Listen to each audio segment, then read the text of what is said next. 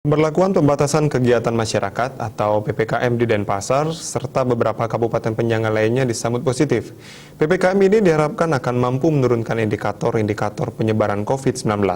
Demi hasil yang lebih optimal, pelaksanaan PPKM harus holistik.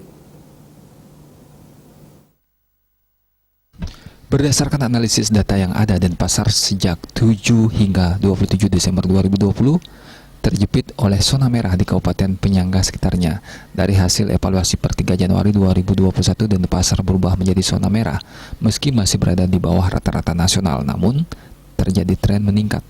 Dari data Rumah Sakit Uang Aja yang menjadi rumah sakit rujukan COVID per 8 Januari 2021, tingkat hunian ICU sudah 100% dan ruang isolasi 78,26%.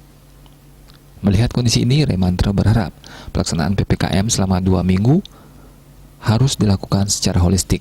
Tidak cukup dilakukan di satu wilayah saja. PPKM ini harus dilakukan berdasarkan sebuah masalah seperti keterlibatan kabupaten penyangga dan non-penyangga, sehingga akan mampu menurunkan angka-angka parameter kasus COVID-19 ini. Target utama dalam penanganan PPKM kali ini yakni berdasarkan prioritas risiko tinggi di Kota Denpasar. Pihaknya akan kembali melakukan pendekatan kepada elemen masyarakat dan Jagabaya untuk mengaktifkan kembali sosialisasi prokes dan mengaktifkan kembali kesepakatan yang ada di masing-masing desa dan mengecek kembali PPDN via darat di wilayah tujuan di Denpasar. Asmara Putra, Bali Pos melaporkan.